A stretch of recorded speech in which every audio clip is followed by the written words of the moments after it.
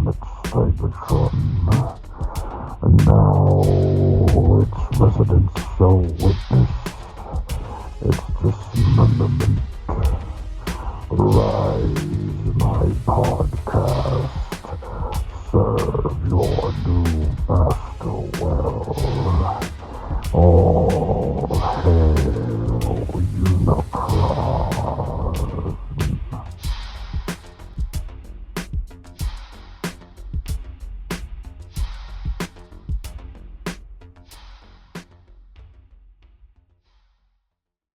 Hello, everyone, and welcome to All Hail Unicron, episode 120. We need milk again. Justin will be right back. I'm your host, Oscar Alonso, and joining me tonight is the one, the only Captain Richard Pre-Order H-Bomb, America's favorite real estate and sexual rival. And not joining us tonight is Justin and Robert. They got things going on that they're taking care of, so we'll be holding the fort down for them on this extremely light news show, unless we get really heavy into a conversation, unlike the one we had before. Because technically we start recording at 8. It is now 9:14. My God. So much for going to bed early. Richard, how you doing tonight, man? I'm good. How are you, Oscar? I'm doing okay. It's been a crazy, crazy week for a lot of us, huh? Hopefully I'll get those charges dropped and I'll be allowed back now at work. I did start back at the gym. I'm pretty happy about that. All right, right on. Yeah, last Wednesday. Okay. And I've gone every day since. I haven't gone in a month. I need to change that. Gotta get on that. It's just so nice to just go home from work after a scorching hot Florida. I hear you. Yeah, a friend of mine kind of inspired me, and I've been going every day since last Wednesday. So today was day 6. Is it Robert? It's not Robert. I know it's Robert. Oh, okay. It's a friend of mine named Leslie, and that's all I'll say. It's not anything else. Nothing wrong with being inspired. Yes. As long as you don't turn into like a Malibu Steve. I don't know if you ever seen him on Instagram. He's like a fitness influencer. And he kind of talks like this. Like he totally sounds like it's from Cali. But I only found out about him because of like the controversy, which was he said he was a veteran that survived the IED explosion to the face. That's why his face is all bitched up. Turns out that was a lie. He did serve, but that's not why his face is messed up. I don't know what happened there. I don't care. I just like that he hey guys, you gotta take care of my sweet tooth. We're gonna have some pancakes here at the IHOP. Let's make it happen, guys. He's like, you gotta get some eggs, get some protein. And this guy's like shredded. He's not like, scrawny. The guy's like fucking huge. He's jacked. He's like, you just gotta get some protein, flexes, rips his shirt. Oh no, I did it again. Nah, you lying ass motherfucker. You did that on purpose, bitch. But anyway. So you got anything this week, Richard? I did. I got the Newage wreck car. Wyatt, okay. Whatever his name is. He's cool. I like him. Looking forward to the other Junkions. And I also got Lightspeed from Magic Square, the Legend Scale Lightspeed. Nice. And he is just as crazy complex as the Combaticons from Magic Square in the Legend Scale. Oh yeah, he's crazy complex. You can kind of tell that they're probably going to do the same thing that they did with the Combaticons, and they're probably going to do MP scale. I would not be shocked at all. I wouldn't either. It feels like these are cut from the exact same cloth.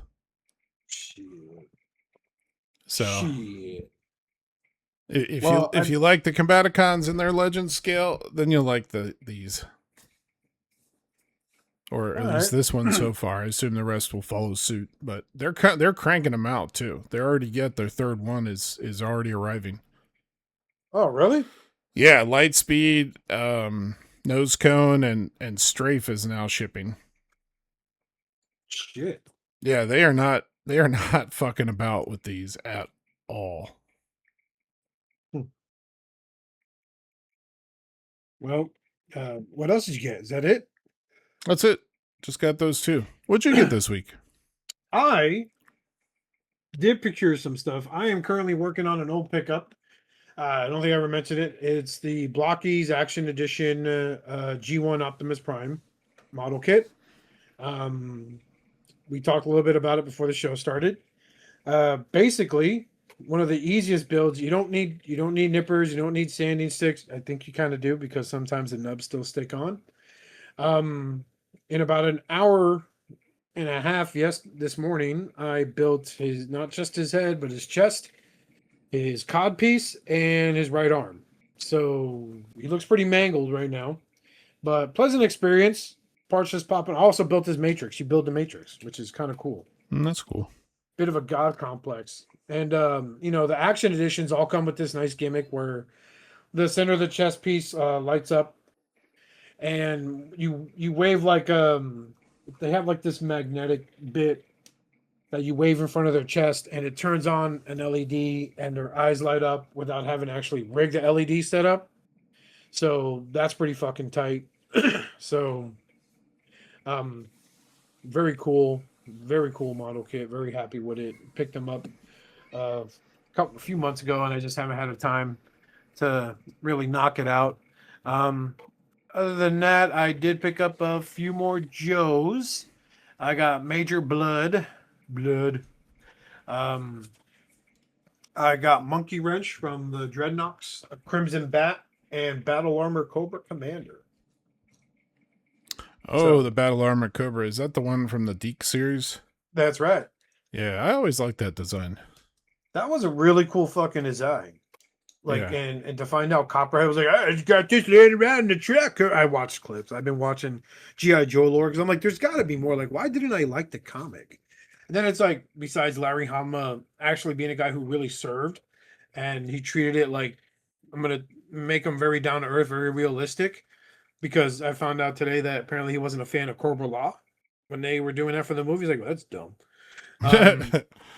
It's just the lore. I've been bulking up a lot on lore. Like, when I think something's so stupid, like 6 months ago, actually almost a year ago, if you would have been like, Oscar, look into the lore of One Piece, you're gonna love it, I'd be like, no, the fucking show's dumb. I hate the character designs. And then I started looking into the lore, and suddenly it's like, I love the character designs. This guy can fucking draw. Dude, he sleeps 3 hours a day? And he's like a type 2 diabetic? How the fuck is he not amputated anything? I struggle to get 5 a night. And this guy's like rocking out a fucking 10, 11 page chapter every fucking week without a problem.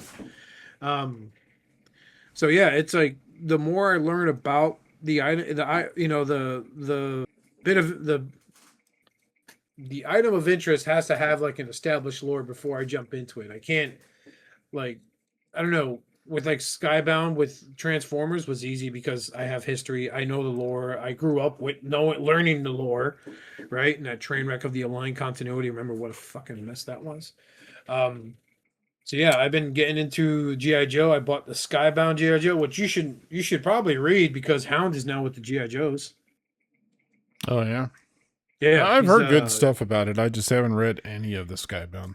It's really good. If you're expecting a Cobra Commander like in the cartoon series, like the Coward, the Screaming Retreat, I got bad news for you, bro. He is a formidable person in this series. Like, That's I think cool. he either kills or maims Nemesis Enforcer. Spoiler alert, not like anyone. We have enough people that read it, but like he kills Nemesis Enforcer, I think. Wow. He has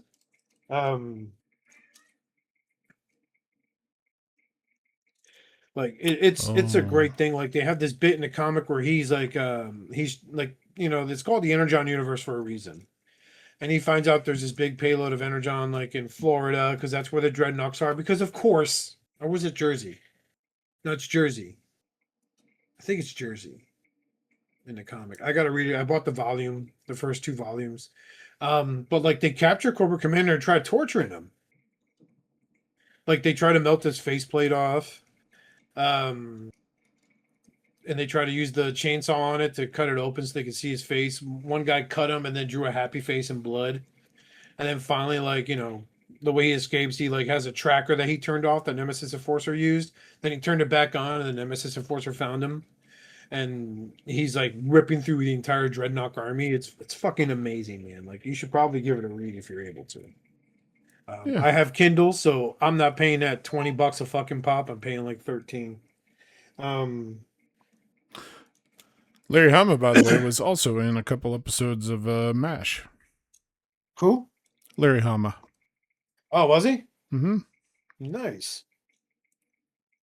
I think that's where he got the cool code names from, right? Because that's like way before G.I. Joe. Well, like the cartoon of G.I. Joe. Right. Because remember, the one medic's name was Hawkeye. Yeah. Like it kind of fits. That would inspire him to do that, taking his core as a writer. You know, I'm not a G.I. Joe foremost expert. I think that's a Justin thing, for sure. But yeah, man, like the classifieds are just. I'm finding I'm having a newfound love for them, and now it's like I need a Firefly. For some reason, I need that stupid gray Timu looking ninja from Cobra. That's a sabotage expert. And I found out they have a retro version of him, but it goes for like it's one thing to pay like $30 for a loose G.I. Joe classified, but when he's complete. But motherfucker, you ain't gonna get me to pay 60 for no Firefly. Wow. Just because he looks like the old toy from the 80s. I did think of something else I got, but I'll go. Oh, what'd you get? After you're done. I'm done. Oh, and I just remembered because I just turned and looked and saw him and picked him up. I also got the DX9 Mini, Jinra, Super Jinra. Oh, how was that? It's okay. I haven't combined him yet because I tried to transform him without instructions and I haven't had time to sit down. He's a little nightmare. Really? Yeah, his smokestacks don't stay for shit. Like in robot mode, they just flop around, which is super annoying. They're on these long, loose sliders. I don't know how to explain it. I'll take a pic and send it in chat. But, yeah, I don't know, man. I have a bad feeling that he's going to be humongous. Like, just looking at his robot mode, the Prime, like the Jinra, just the cab, he already looks too big. And with the trailer, I think he's just going to be... He's probably going to be a modern... Like, he's going to be as tall as Studio Series Soundwave. Leader class Soundwave. The new one. Which is taller than the old one. Yeah, I don't know. I don't know about this. We'll see. I don't know that this is going to be my Legend Scale Jinra. You know, DX9 Mini came out with a good release. Their first couple, or they came out swinging. They had Chrome Dome and they had Double Dealer, and they're both good. And then they had that Brainstorm, and that thing is a piece of shit. I did not hear very many good things about that. Yeah. It's like he's there, so like if you want a headmaster, that's Legend Scale. There he is. He looks great in robot mode. He might as well be an action master though, because his alt mode is it's a joke. So yeah, I mean this little Prime, this little Jinra rather looks great. I just don't know how I feel about him. His smokestacks really bother me. I did get anyway. I did get one more thing. Sorry. No, you're fine. What's up? What'd you get? Ocala had a toy show this past weekend.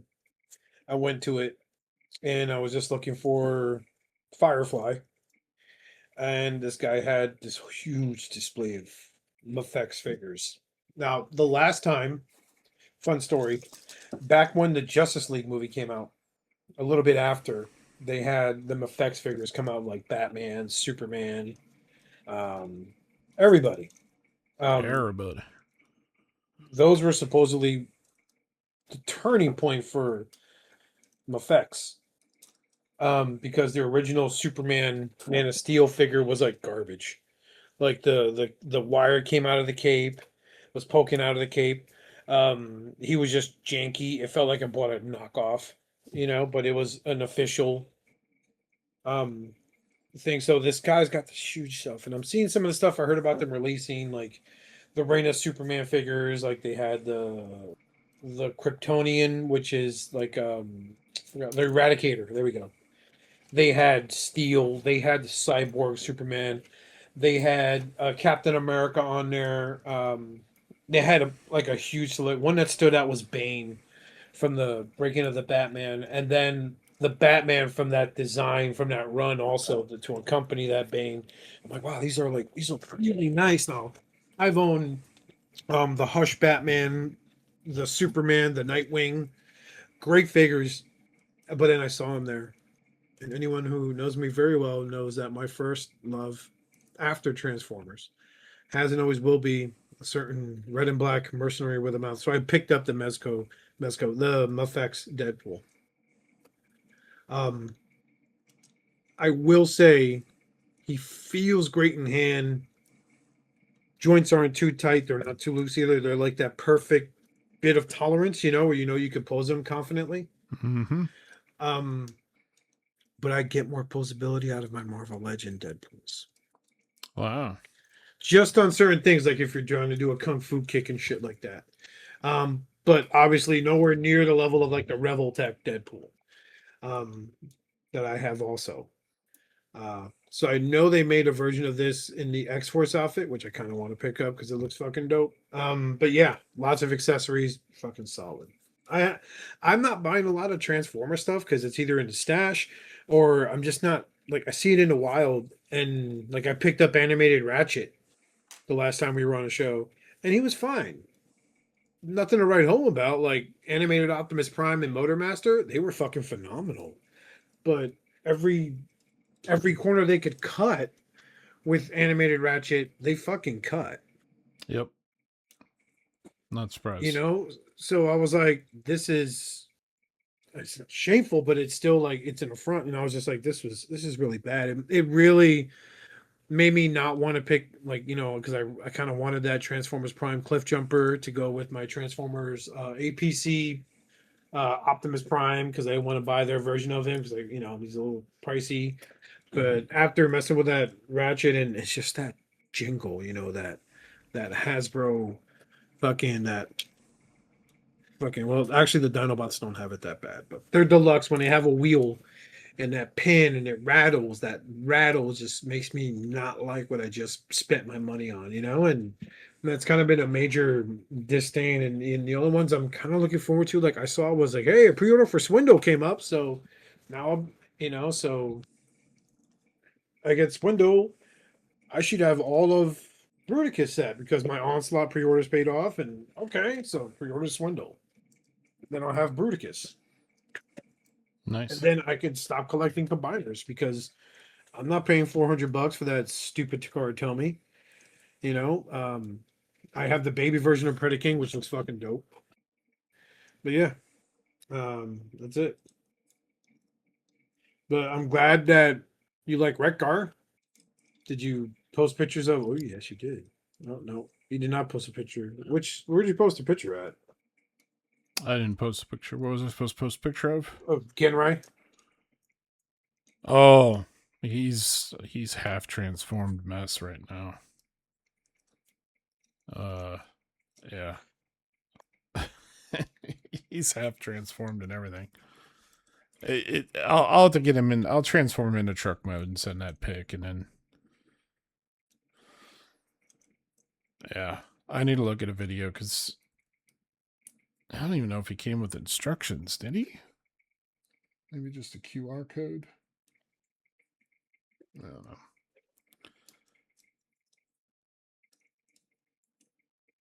He's a mess. I don't know how I feel about him.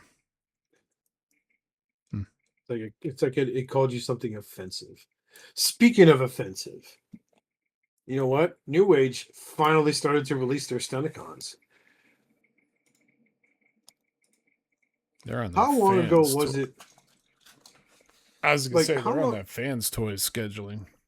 Yeah, where it's like we'll get to it when we get to it, but first we need to do another repaint of this animated Ratchet we made.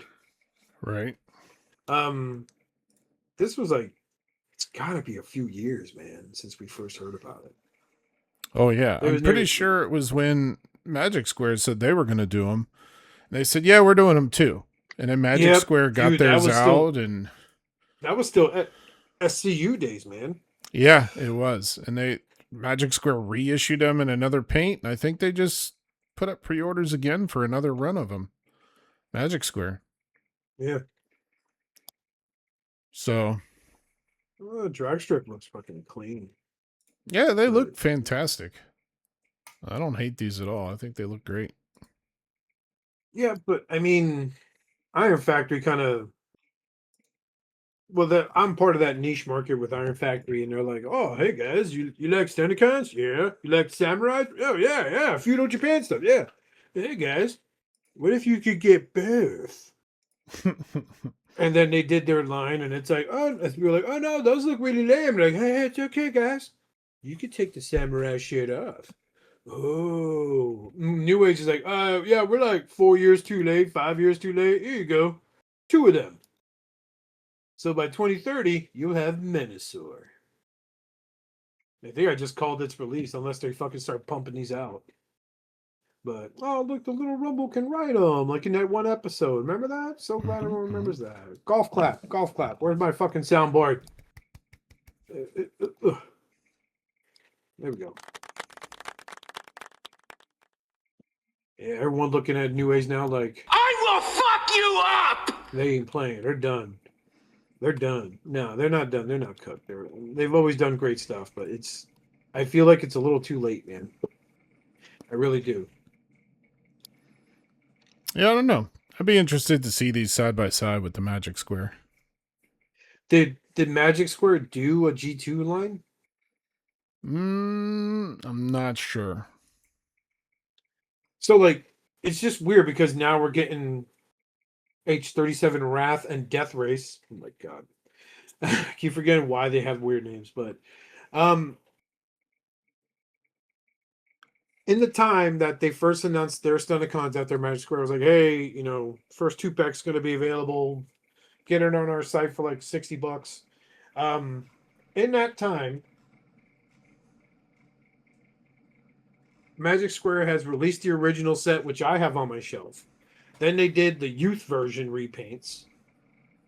Then that was what they did, right? Was the youth version? I don't know. That's usually an X-Transbots thing, yeah. Well, I know they did like another repaint. I think they did like a metallic or something repaint. Okay. Because that's when they did the gift set. Yeah. Yes. That's what it was. Still counts as a repaint, even though it's metallic. Yeah, it does. So they did that, and then you have Raging Force. Was that their name? That did like the KOs? Well, Rising Force, Raging Force. They did one too that was not a KO, but there was a company who did a slightly oversized KO of the Magic Square. You are correct, sir. So now Newage has already announced a G2 set of these. Really? Yeah, let me throw it. I'll throw it in. I haven't seen the news for it yet. I can just throw it in. I'll just throw it on here. It's a Show Z link, but who cares? We're not sponsored or anything, but you know. They should. That'd be cool, wouldn't it? Yeah. You like how Deluxe has it set up, where you go on and put the name of who you want to support in, and then they get some kind of discount. All right, there's a second link now. I always put his name though, because that is my boy. I do too. I have him up there. Are you going to TFCon in Orlando or no? Just as a guest? Probably not. I'll probably go to. I'm pretty certain I'm going to BotCon, only because of Nelson Yomtov, who was the colorist throughout all of the Marvel stuff back in the day, the G1 comics. So I'm going to get everything signed, hopefully. I'm hoping I get to see Mike Spicer at TFCon. I don't know who that is. He's the colorist. Well, shit, I didn't know who the fuck that dude was when you told me. I'm like, that motherfucker? He's the colorist for the Skybound Transformers series. Oh, okay. And I got the first... I paid 50 smackers off Hasbro Pulse for the first hardcover collection of Daniel Warren Johnson's run. I need him to autograph that, because the first time... Here's why I'm going to always sit there and say that... I'm not going to say meet your heroes, because my interaction with him was pleasant from the first time I met him. First time I met him with my nephew, and and this was they had just announced the pre-orders for issue number 1, and my comic book shop wasn't. I think he reached his limit because that's how fast they were selling out. So I found this website and pre-ordered 2 copies, paid for it up front. And I told him, like, yeah, I even bought it on my Kindle. I pre-ordered 2 copies. Like, really? I'm like, yeah, sure. And just to prove him I wasn't blowing smoke up his ass, I showed him the confirmation emails. And he basically was like, yeah, okay. I'm like, yeah. So I'm like, and he had a bunch of books that he did coloring for Daniel Warren Johnson on there. 2 of them in particular.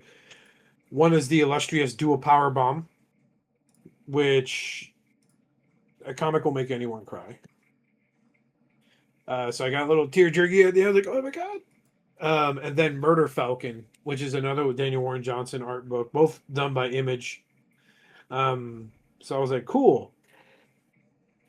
And I'm like, all right, how much? He's like, he just signs it, and he just gives me the books. It's like $40 worth of shit, man.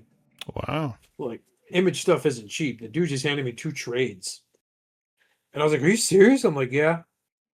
I'm like, are you serious? He's like, yeah, man. I'm like, well, can I PayPal you like $5? He's like, no, man, you're good. Your support means, you just showed me you support us.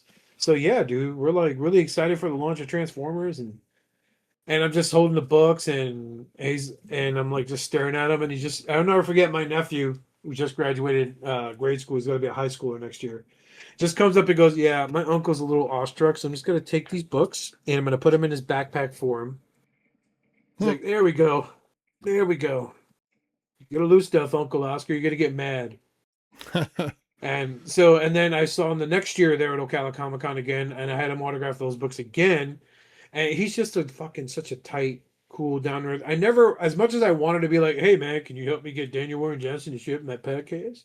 I never asked him that because he's just such a, I don't know. It feels shitty. I'm trying to get him on here so we can talk to him, and he can tell us the process, how he does the coloring process. He saw my message on Instagram. I haven't heard back from him yet, so I'm gonna hit him up with the classic 2 question marks. Like, come on, bro. But yeah,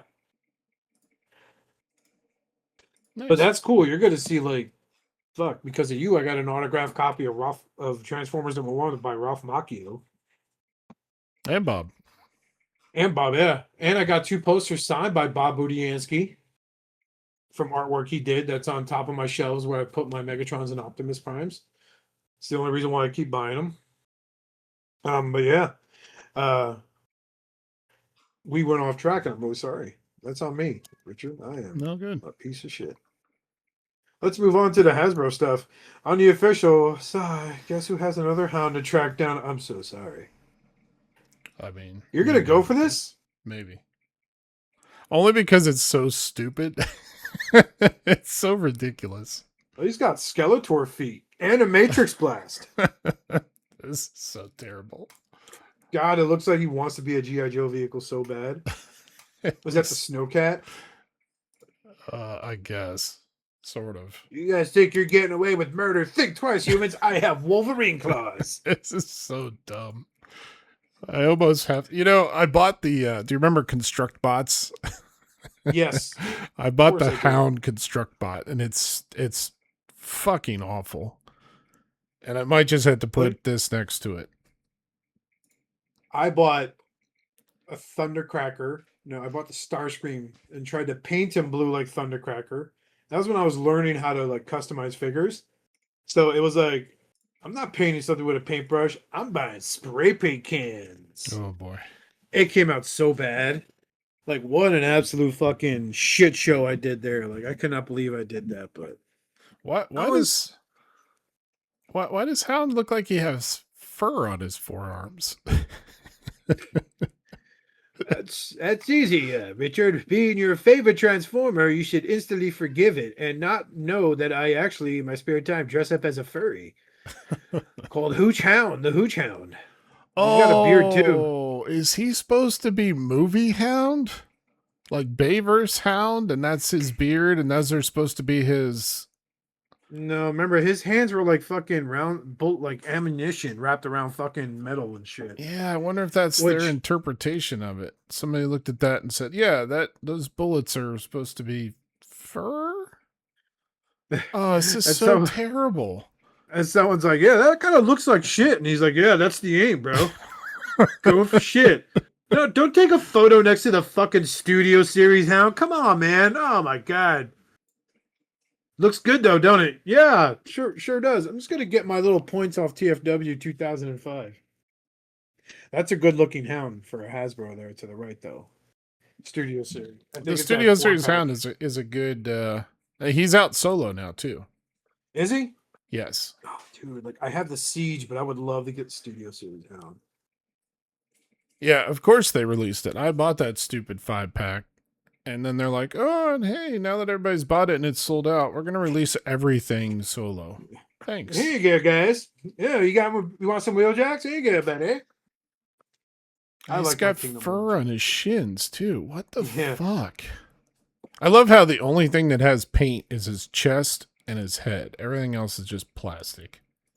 So cheap. It is, but this is the cheap end of the toy spectrum. Shockwave looks pretty cool, except for those feet. Are those feet? Those are feet on his feet. I feel like they're like he was probably supposed to have 2 prongs for feet, but they were like, "Oh, it's past the budget, guys."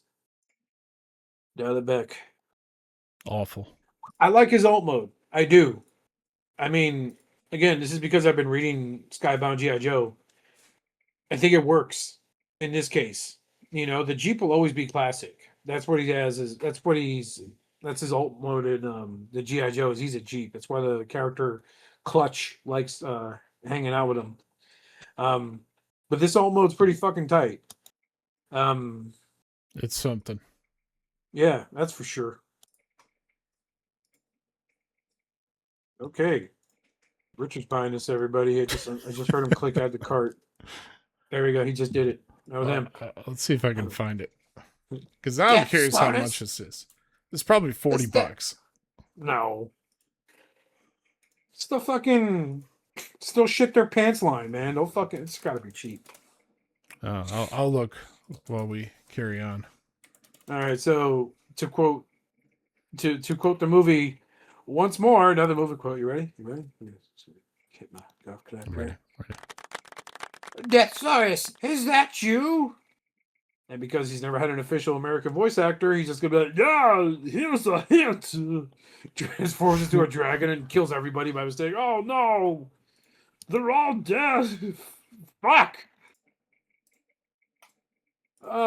So Good Smile Company, the Gatai, from the Brave series, Red Geist announced new transform. So Good Smile Company have revealed via their special Good Smile Impact 2026 live stream their upcoming Gatai collection. Gatai? If I'm saying that wrong, apologies. Brave series Red Geist. This is a new transforming figure which you may recognize that his design is almost the same as Deathsaurus, and it's no and it's no. I think they meant to say coincidence, but coincide. Red Geist was released in Takara's 92 toy line, Brave of Legend Dagarn, as the personal mecha of one of the main villains, Red Lone. He appears during the show's last episodes as a reoccurring threat to the heroes, where he sported a modified animation model, which was recreated here in plastic form by Good Smile. Transformers fans also recognize the colors as there appeared in Transformers as Shattered Glass Deathsaurus. Whoa. Oof. Man, that is rough. But he's still rough? I think it's rough, yeah. This looks pretty cool. I like that he still has a space chicken. The wannabe Godzilla. Kaiju. I may pick him up just for that. Fuck me, man.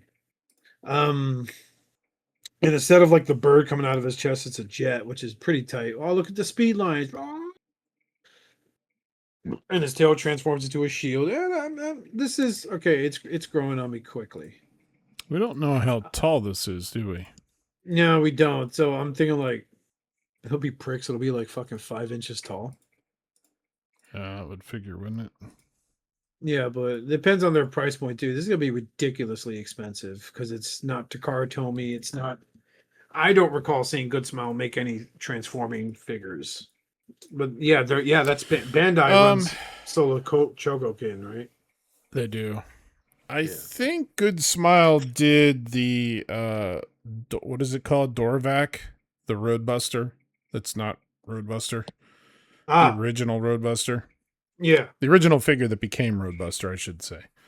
Yeah. I think they did one of those, and it was like 9 inches tall or so. It looked great. It just didn't, the colors weren't right, you know?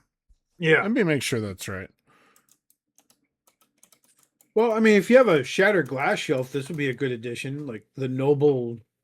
Yep. Yeah. What's his name? Mugen Caliber Dorvac. Oh, he's still on pre-order. Redgeist. The Noble Redgeist. Leader of the this. heroic Decepticons. Where's our chat? There's our chat. There you go. It's in the Discord chat. Yeah, this looks awesome. This Mugen Caliber. Oh shit. That looks pretty cool too. How much was that motherfucker? Yeah, let's visit the site. Discord. 8,900 yen. I think it's like something if you move the comma over. $70 $89 or something. Ooh. Let's see. Hold on, 8,900 yen in USD. $55.57. That's not bad at all. That's not. That's really not awful. This is a really cool.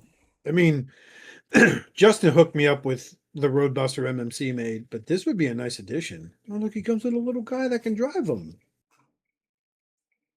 He's like, hey, Roadbuster, let's go for a spin. Okay, buddy, but don't try to transform with me still inside you. Well, I hate when you talk shit to me like that, you son of a bitch. And of course, this is an international site, so do they even ship to America? Xenophobes.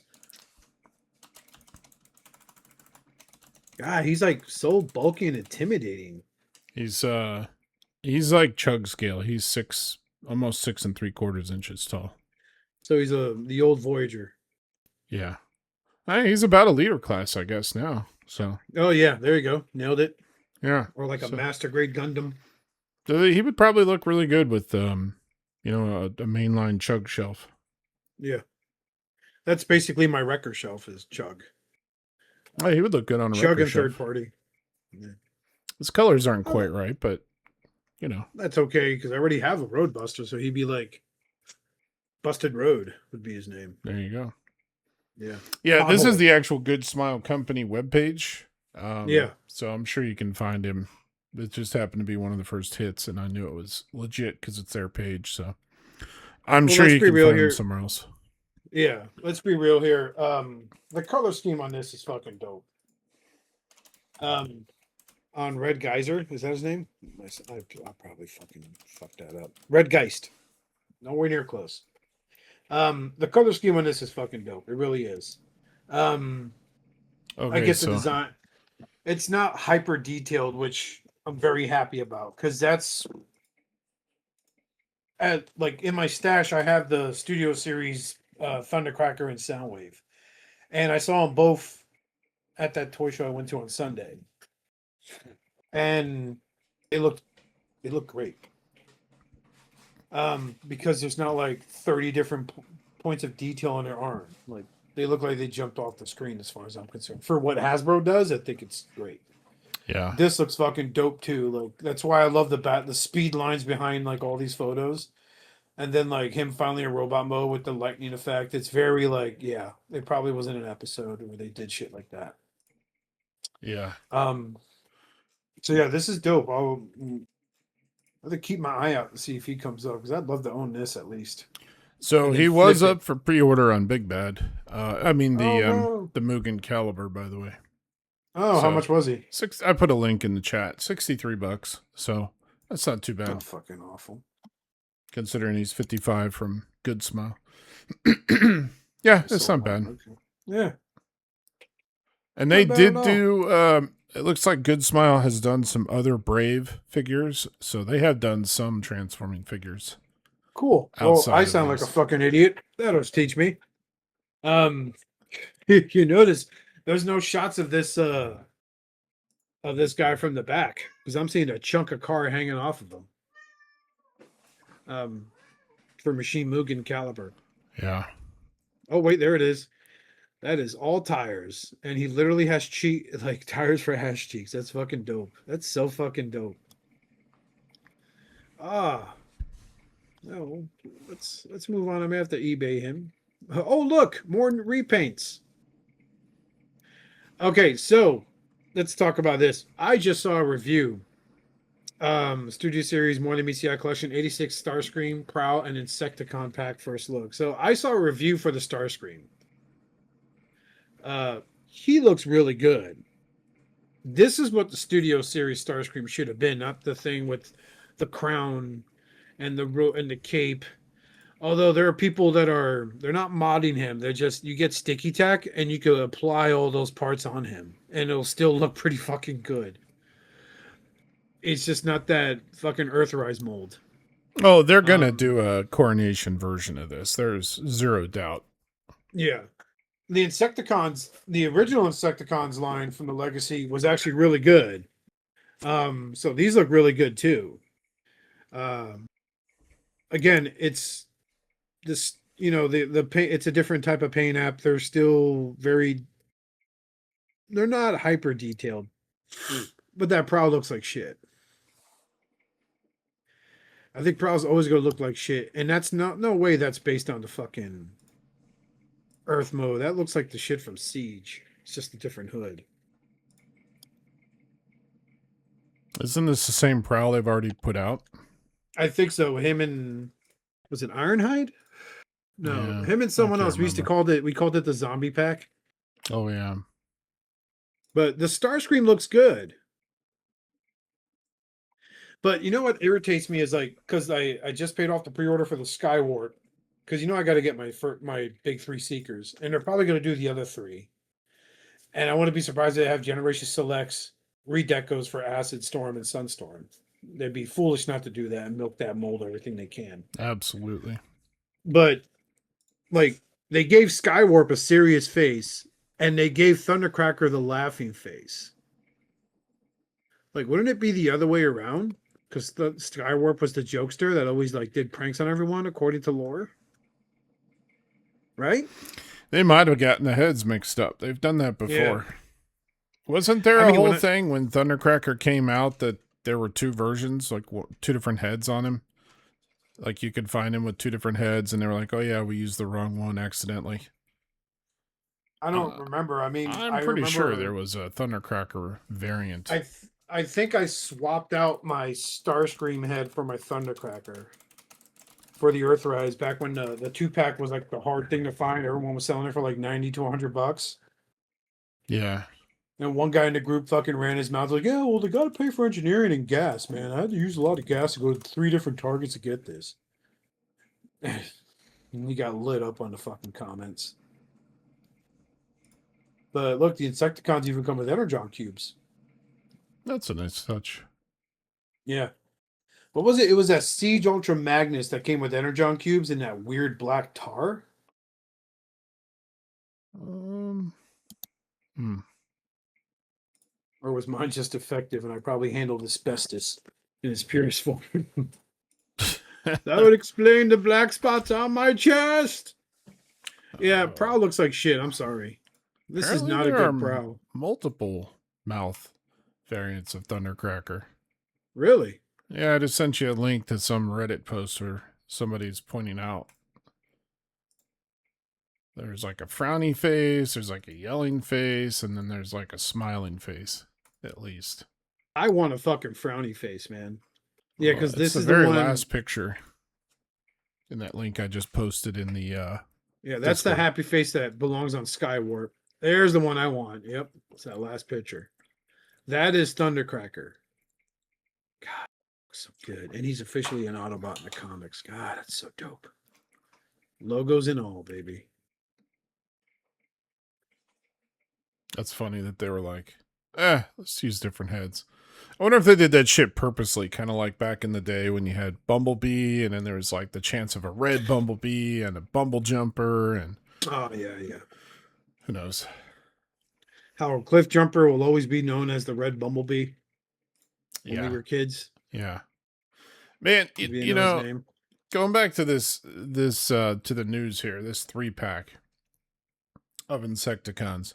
Looking at the picture of them all in alt mode, okay? Yeah. But besides the fact that the legs on like Bombshell are stupid, but if you just look at this picture and you just imagine all of the gray plastic and Shrapnel's gun painted silver, how amazing that would look. Yeah. Instead of just this plain light gray plastic. They didn't even try to do like the silver plastic, you know, like the swirly silver. Yeah. That would have looked better. It just looks so cheap. It kind of does. And I say this because I owned all 3 Insecticons, and I think Bombshell had the purple chest, I think, for the Legacy line.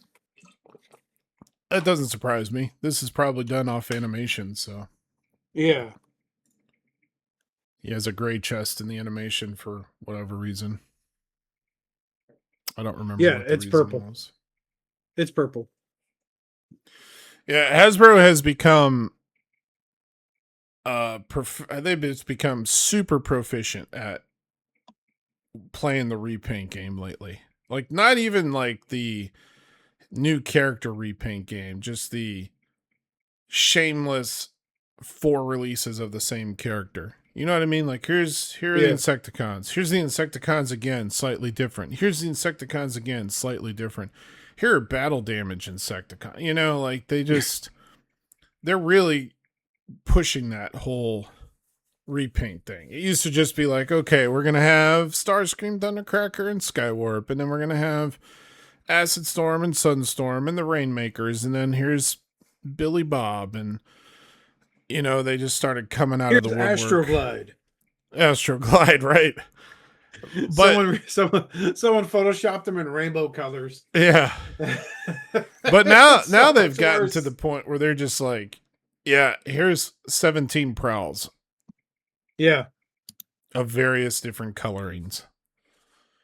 You know what I don't like about the Studio Series Seekers is, and I saw in a review, the top of the jet looks dope. Underneath it, cavity. Really? Massive cavity with a port. I believe a 5mm port, so you could use them on a stand of some kind, which is cool. But at the same time, like, you could have put some panels there. I mean, you know? From the top and the robot mode, I'm pretty impressed with it. I don't have one, so I don't know what the bottom looks like, but as far as a mainline release, I think these Seekers look really nice. Oh yeah, totally agree. Without seeing the underneath, but yeah. And there's some that just leaves me questioning why is Shockwave being released in this set? Because he was in that movie for one scene. We're under attack, Decepticons scramble. There, I quoted the movie. And because I quoted the movie, we get... It's totally the correct quote. No one's gonna ever correct me on it because I'm so like smart and stuff, you know. Mm-hmm. Yeah. So yeah, be gone. Fuck that red. Whatever his name is fucking dope. Totally not a new version of Cybertron Tank Unicron. Totally not. Nope. Yeah, you kind of called it last show when we talked about this. So it's a fucking redeco of Megatronus. It's a pretty heavy retool. Yeah. I'm looking at the feet. Yeah. And like, oh, dude, get this guy's a troop builder. No. How about not? Right? Like, is he? There's no way he's that big. Fuck, he like towers over that. That's got to be Photoshop. Yeah, no, he's not that big. But what? I put him on the throne. He's a so dumb. That tank, I wouldn't be surprised if this isn't like some remolding from Liege Maximo with the horns. It looks like it's the Megatronus. If you look, there's side by sides, and they look pretty. It's his feet that are giving me away in the hands. Yeah. The arms also. His lower legs are the side by same. side. Yeah. His arms are the sideways. same. His shoulders are different, of course. There we go. Yeah, shoulders are retooled completely heavily, but the forearms exactly the same shit. Same thing with the bicep. Crouch down is all the same too. Yep. Except he doesn't have the side skirts, which okay, odd choice. Right. But I like the Megatronus. He's on my shelf next to my Megatron, which is a Blokees Action Edition Megatron, by the way. I do have the Studio Series, which I'm very happy with, Megatron also. But I'm not shelling out cash for, the battle damage when I could just fucking get one for cheaper than that shit off secondhand off of fucking eBay and just carve it up with a fucking Dremel. Something looks very weird about his head. Yeah, it doesn't work for me. It really looks like he's cosplaying as Unicron. It's what's that band that cosplays and plays music? Cybertron Spree. Yeah, that's it. Yeah. Yeah. Oh, something weird about Look at him head. face to face with Megatron. He's like, man, fuck you. You ain't shit. Yeah, those feet, waist down, it's all fucking. He's right next to. I have a photo of him next to Liege Maximo, too. Liege Maximo looks so good. I have not seen him in the wild, but he looks so fucking good. Yeah, I've got him. He's cool. I've seen him in the wild. Yeah. I pre-ordered him, but I also saw him in the wild. He's cool. They had a cool picture of like sideways kneeling to him. That looked fucking dope. I saw him at Target. I really wanted to pick him up, but then I saw him at Target in person. I was like, yeah, I don't think I need anything today. I'm just gonna leave. I mean, it's cool, but you called it last week. It's gonna be was it the Cybertron line that had him? Yeah. I mean, And the that tank was like- looks completely different, but Yeah. I was just guessing he'd be a tank. The tank looks fucking dope. Why did they put that fucking Soulless Prime in the Iron Man pose? Good lord. The weapons are just, I don't understand them, but it's like he's a wannabe samurai and he's wearing a kabuto. So Unicron's like, you are my herald. My name is Yusuke Urameshi. And I'm a samurai. Yeah, okay, just go get the Matrix. No. Go get the Matrix, my samurai. And then there's image 45 of him on one knee. Pretty good posability on him. Holding what looks like the fusion cannon from Megatronus, but they took the top part off. And there's an attachment. I guess that's a cannon. I guess. But he's a big boy. He's bigger than the Studio Series Megatron and Optimus Prime. Look at that fucking battle damage Megatron. Good God. That's not even an attempt. Having him stand there with Hot Rod Studio Series, which I now own thanks to my good friend Richard. Which is I actually kept him in the box, dude. I can't take him out. I haven't taken mine out either. He looks so good. Yeah, and he looks. I have two Studio Series 86 Hot Rods. One out of the box, one in box. I became that collector when it came to him because it looks so fucking dope. And then in that color scheme, he looks fucking phenomenal. He does. That'd be a good one to get signed too. Yeah. If I ever meet Judd Nelson. I've met him a couple times. Have you? Yeah. You got a big dick? Okay. It's funny because yes, he does. I have a picture of me with him where he looks like he's like sitting on he's sitting on like a tall stool, but he's not much taller when he stands up. So it's hard to tell if he's standing up or sitting down because you can't see like below like the waist.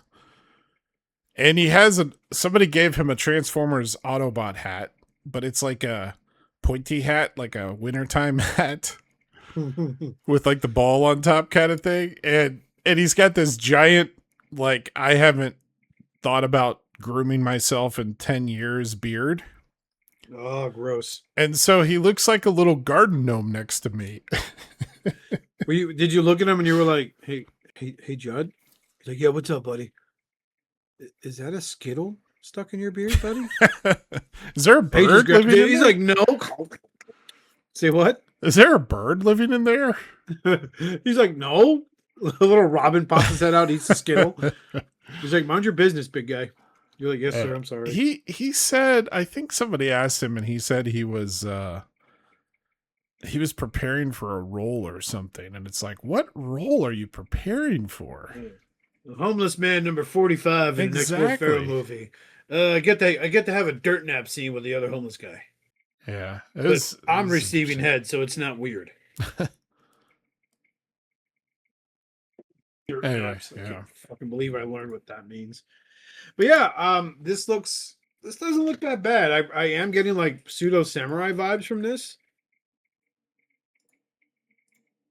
But like putting him next to Bumblebee, holy shit, man, that tank is huge. The Devastation Bumblebee was like, holy crap, I'm gonna die.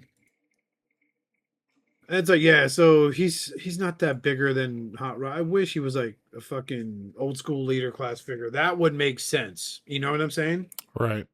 Yep. Like a 9-10 inch tall figure. Like that would make a lot of sense. But it's not.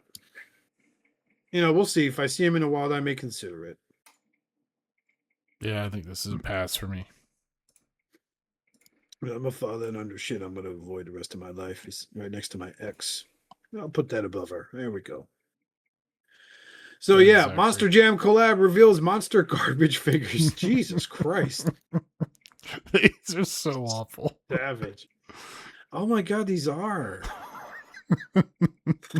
Furioso. I told you. Oh, that's fucking great. Hispanic representation in the Transformers franchise, and of course, it's a bull with a big old nose ring. Look at that stupid monster truck alt mode. Oh. What's the other one called? Oh, Big Tooth. It's a shack. Oh, Big Tooth, Big Tooth, you okay, buddy? Hey, Spike, I don't have calves. How am I still standing? Help me, Spike. Oh, I forgot something else I got that also has no calves. Okay, what? I got the Missing Link Ultra Magnus. And he comes with that little guy that I don't know where the hell that came from, but his name is Deer Stalker. Deer Stalker? Yes.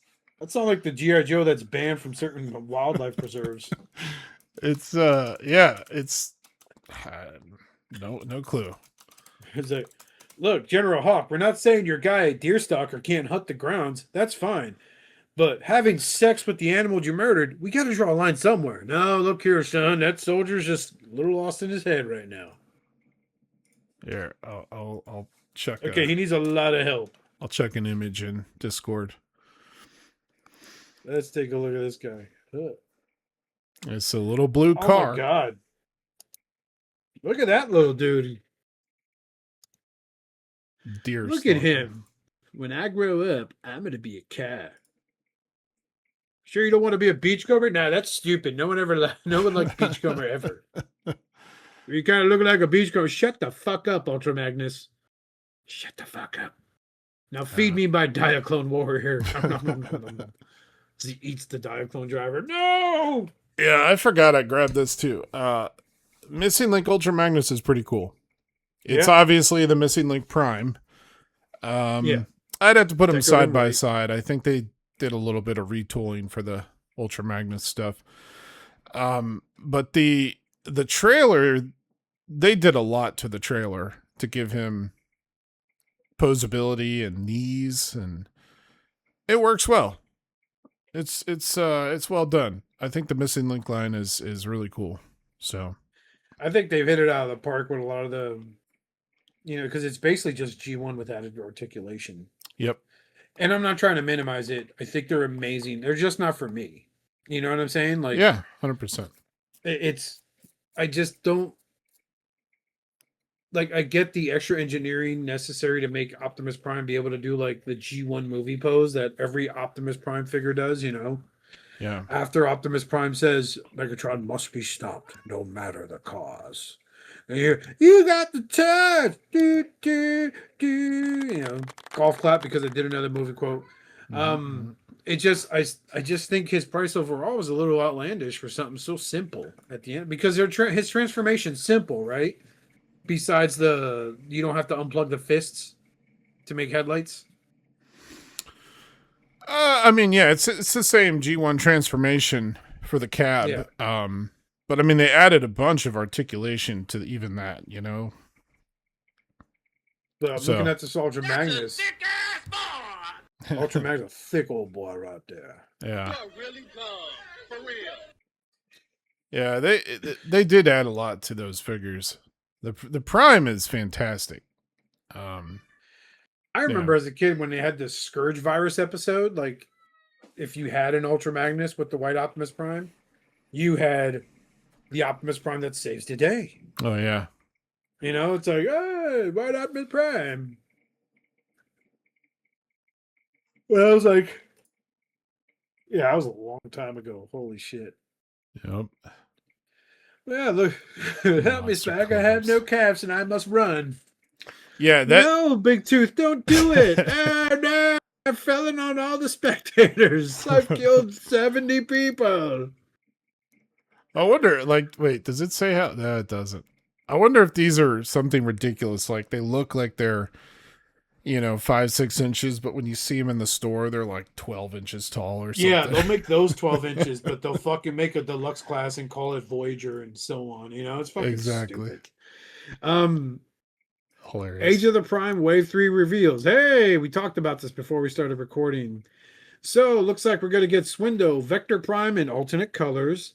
Joyride, is that like an alternate color fucking... yeah, I don't know what color that is. Oh, yeah. Tailgate, I seen that. That fucked up. Blanker, which is point blank. Why they call it? Did they lose copyright? I don't know. That's a good question. Huh. Blanker. Fangry. Boy, did I almost say another word. Mechazorak and the Herald of Unicron, the Unicron Soldier. I think Swindle looks good, but that's because I'm just trying to finish off this fucking Combaticon set. You know what I'm saying? Yep. But god damn, dude. I know he's supposed to have, like, see, there's his, like, little fusion cannon, but he's holding it as a rifle, not a fucking shoulder cannon. I don't even think he could plug it in his arms. But vehicle mode looks good. Like he was the other Jeep in the cartoon series. Him and Hound. Mm-hmm. This recolor Vector Prime, fucking dope. I actually almost picked one up at the toy show. They wanted like $10 for the Cybertron Vector Prime in his original colors. And he's like, yeah, it even still makes the sound effects. I'm like, oh, cool. Can you show me? He's like, yeah. It starts doing a... It just wouldn't stop, though. Mm-hmm. He's like looking at me like, you still want him? Like, I'll give you $5 for him. He's like, no, man, I need more than that. Okay, bye. Have fun having that earworm in your fucking ear the rest of the day. So this must be A3005. That must be Joyride, who is a retool of Slapdash. Not Slapdash, no, the yellow race car. Joyride. Joyride. No, but like the yellow version of them. Was it Slapdash? No, that's the G2. He was yellow and orange. He was a Target Master. This guy looks like he's a Power Master. Which, okay, we're doing a Power Masters line now.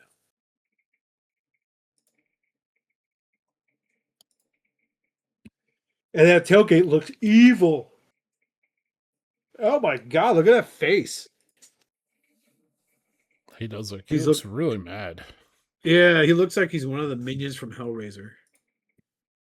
We have such beautiful things to show you, Megatron. No! What is that? It's called a teddy bear and he wants to snuggle. No, get it away! What's up, Tailgate? We have eternity to know your flesh. All right, cool. I'll just go back in the Ark now. Did you just eat my family? Yes! And then there's Point Blank's new name. Blanker. I have him already, so I guess he's just a filler.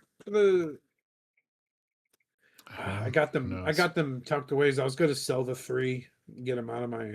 They was just taking up space.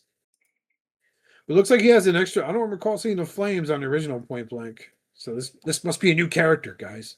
New character alert. Fangry looks fucking dope. Hey, Hey, where's the creature? He does. I like a good. Was he a monster bot? He's also a horror con. No, the horror cons. I don't think he was a monster bot. The monster bots were the Autobots. The 3 Autobots. Yeah. Yeah. He's just a Headmaster Junior. Yeah. So yeah, Fangry looks good. That fucking awesome beast mode, if you want to call it that. Is he a Headmaster though? I think he was. Yeah. Well, I mean, this one. Yeah, does his head come off? Oh, it does. Okay, it does.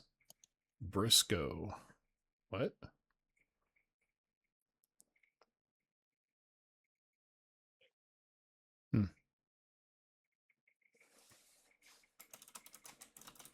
Look at this. I gotta get this question in. Yeah.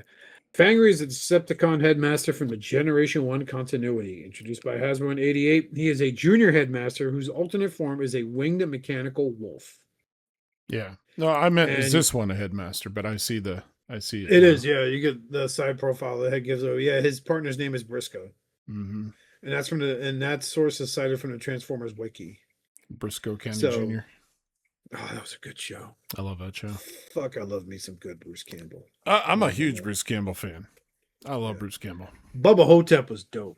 Bubba Hotep was dope, and then there was another one. I think his name was in the title. It was like Bruce Campbell Saves the Day or something like that. It's My Name is Bruce. Yeah.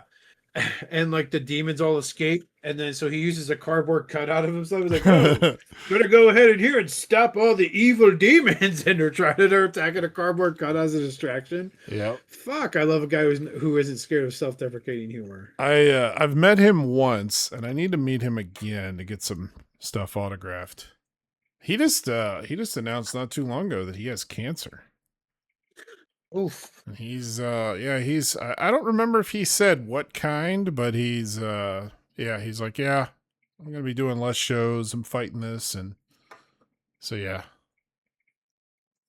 Hopefully he pulls through that. I hope he does too, because he really is just he really is like a cinch pin for so many generations, from the Evil Dead, Briscoe County Jr., Spider-Man. Like he was the running gag. Yep. Yeah. He was supposed to be Mysterio. He's in almost every Sam Raimi movie. Yeah.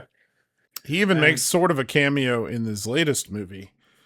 Gosh, what is it called? It's got the girl from Mean Girls. And she and this other guy that she works with at an office get stranded on an island. It just came out not too long ago, a couple months ago. I don't know. I watched Obsessed. You should watch Obsessed. I did watch Obsessed. That was really fucking good.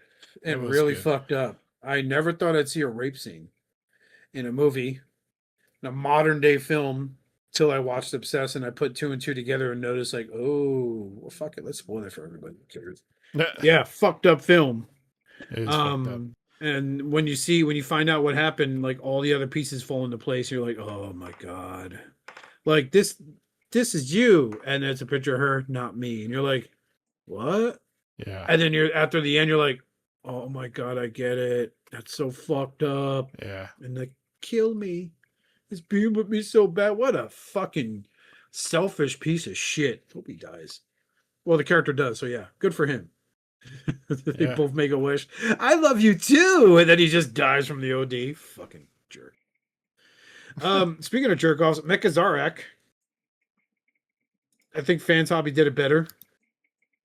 Cheaper alternative. what was the point of this repaint again? Was this isn't like This is a that's Black Bacon. Zarek. There's a Bacon, Yeah. you know. It was a Bacon exclusive that was supposed to be like Black Zarek. But yeah. Yeah, and then you have the Unicron soldier. We just went over that, and they're showing the packaging for him. And yeah, Herald of Unicron, Samurai, and then Decepticon Mechazarek, Fangre's transformation. I guess this is just a repaint of the one that came out in the Buzzworthy Bumblebee line, right? Mm-hmm. Yeah. Whichever one was like fucking scalping. Autobot Blanker. Yeah, it's someone different altogether, man. They're trying to sell it like these are just 2 Target Masters repainted. They're really milking these molds. Yeah. Joyride. How much for bareback, baby? What's the name of his sidekick here? They have a name? No, they don't have a name. Vector Prime. Yeah, Autobot Hotwire. Okay. If you look at the book numbers, it's A3025 picture. Oh, okay. Hotwire. And Peacemaker is Blankers. Point blank. Where does it say his name? Oh, okay. On Duh. Never back of mind. the It's box, it showed. yeah. Yeah, I know. It's a little corner I wasn't paying attention to. Told you I'm a fucking idiot. Swindle looks just didn't see dope, it. so I finally complete my Bruticus and tailgate. I'm the devourer of souls. Did you enjoy her flesh as I did? Fucking last time I ever saw that. Dude bangs some chick and fucking Pinhead comes up and eats her skin right off. He's like, was she as good for you as she was for me? I was like, ew! Nasty ass motherfucker. God damn. Yeah, so we did that. That's not a bad wave, per se, you know? It's not terrible. It's, you know, the Herald of Unicron's kind of like dating the ugly chick with good credit, you know? Maybe she's nice. No. You know, maybe she's like, oh, she is nice. Or maybe she's a fucking raging psycho. An SDCC exclusive that's outrageous. Truly, oh my God, this is the... I showed this to a coworker that's gay. And he said, that's pretty fucking gay. I was just like, damn. Yeah. Gem in the holograms. He's like, that is, he's like, and he's like a little older than I am. He's almost 50. And he's like, yeah, man. Pretty fucking gay. I'm like, yeah, but I think that's a cool like premise. He's like, dude, that's a lot of pink for a boombox. I'm not. I don't hate this as a crossover. I don't either. I think it works. I like that the cassettes are the Kiss Player cassettes, and they obviously won't say that, but they do call them KP. KP Sundor, KP Rosanna, KP Glit. Oh no, Glit sounds a lot like something else. Hey, he comes with a fucking guitar from the Sons of Cybertron, whatever that band they did with the Fall of Cybertron set. Oh Remember yeah. That's gotta be one of the I guitars. might order this. You spot me? little tight on fun right now. This fucking G.I. Joe's trying to save up to get a Zartan and a fucking Firefly. This I love. He comes with a fucker microphone. Why does this work? Right? Like, I don't know. I love Blaster, Soundwave, and the cassettes. So, yeah. Oh my gosh, but this look is at so it, like, ridiculous. This is it's outrageous, pun intended. He comes with a guitar also. Truly, truly, truly outrageous. You can make him like Mr. Mugatu from Zoolander. His little guitar is like an Autobot symbol stretched. No, I not see. Hold on. Oh my God, it is. It's like someone played with the warp setting in Photoshop. I was like, babe, there you go, bro. Yeah. Guitar. I take it back. It's not from the Fall of Cybertron band set that they had at BobCon a few years ago. 10 years ago. This is fucking dope, though. It oddly works. I feel like this guy, if he sang, he would sound either like Michael Jackson from the song Chicago that's on the Escape album. I was jamming out to that the last few days. Look into it. It's a good fucking tune. It's a good song. Or he would have a soulful voice like from Casey or JoJo. Just like a bird, I want to fly free. And that little rewind looking motherfucker comes up. So fine, so fine. On a piece of land somewhere out in the country. And then that little fucking rewind pops up. Oh, yeah. And they start singing Life from the fucking movie Life. Good movie. Hey, the White Ravage. That's how you get one. Got it. What's that? What's this Laserbeak say? Upskirt camera. Oh, that explains everything now. No. Sundor. The boombox looks fucking tight, dude. Oh my god. Yeah, this shouldn't work, but it does. So 1990s. I love it. It screams like 89, 90. Goodbye 80s, hello 90s. Fuck, and he's got like that happy boy smile on the box art. And there's Optimus Prime with a fucking ugly jazz. Yeah, okay, we get it. I understand the point of that. That's fucking dumb. Well, it comes with a trailer.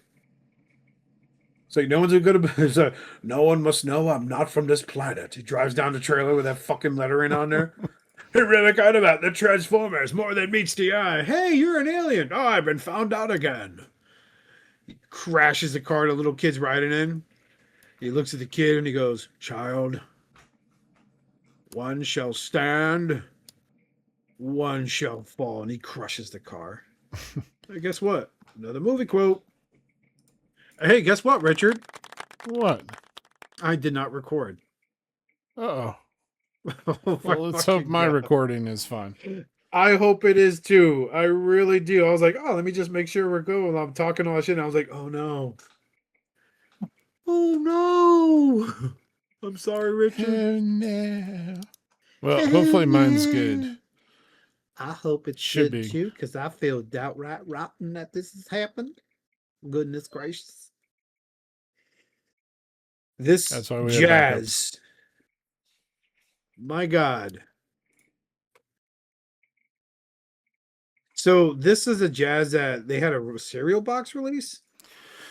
There's an old, it's a super rare figure too. There's an old mail away jazz. I think it was from Cookie Crisp. If Ryan is listening, he's going to be correcting me. But yeah, it's a super rare jazz. I think the only difference was something about the stickers maybe. But yeah, there was one that sold a couple years back for like $6,000 because it was still sealed in the baggie. Oh my God. So I'm sure that's what they're doing here is they're just referencing the old jazz, cereal jazz. Yeah. So it looks like it was back in 85. It's a highly sought after G1 Transformers variant produced by Hasbro, distributed by Ralston Purina as a mail away. Wait, Purina as in the dog chow? Have we been eating fucking dog food? No wonder it died. It's delicious. It has to bypass Porsche Martini Racing licensing. This version completely stripped out the text branding. The windshield sticker is a blank black stripe. The spoiler stickers are plain silver, and the door decals feature the number 4, but completely omit the red Martini circle and text. Double sticker doors, censored instructions. The included instruction booklet, black and white text spec sheet, also had references to Martini and Porsche, blacked out or completely removed. Gangster. Mm-hmm. Oh my God. And it was Cookie Crisp. All right, at least I remembered that part. Yeah. Yeah, your guy's not gonna Cookie Crisp. Cookie, remember? Wasn't there like a thief or something like that? Yeah, it was like a little dog or something that had like the black band, like the classic old school robber domino look. Mask. Yeah, that's what it's called. Try your kill. Oh look, so this is. I'm going to screen snip this and put it in our Discord chat so you can see this is a top-down shot of it, but it's still something. Pretty sure this sold for like fucking $3,000.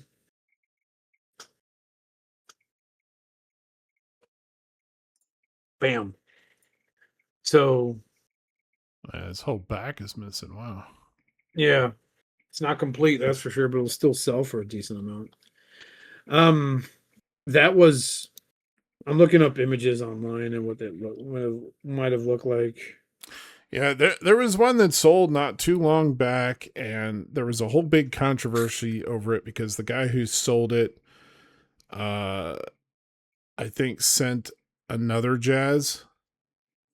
Ooh. And then that person, of course, filed with eBay, and eBay was like, well, it looks like they sent you the figure or whatever. It was a whole thing I remember seeing people ranting on Facebook about it. Here's the packaging, unless it's fake. I don't want to say it's Yeah, real. that's fake. It didn't have a box like that. I figured it would be like in an envelope or a fucking mailer. Like a brown paper bag. Yeah. Yeah. I mean, that's a cool looking box that somebody did, but yeah. Ooh, there's a little thief too. Yeah. Yeah, and the little cop, the little Keystone Copper looking guy. Yeah.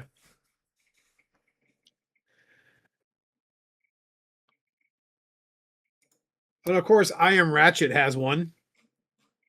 Like in a baggie. Holy shit, of course. What is that he guy's want? amazing though. I've talked to him a few times on Facebook. What does Cool he guy. want for it? Oh, I don't know whoa, you gonna bust out the Diners Club? No, I don't want one. I'm just curious what he has it up for. It's a TFW 2005 post, but let's see. Oh, so he's not selling it. He's just like, hey, look, I got one. Show off. Fucking love that guy. We'll never meet in person. But I assumed you saw it on eBay from him or his website. I gotcha. Wish I knew to ask for one of these when I was a kid. Here's what you would have gotten in mail minus the AFA box. Yeah, so that's where that picture comes from. It's from a post. Look for this on eBay. Raiders Yo and Mail Away. Oh, let's see what happens if that comes up on. If I click the link to look it up on eBay. Yeah, okay, continue. Go. If it's an old post, I'm sure it's gone by now.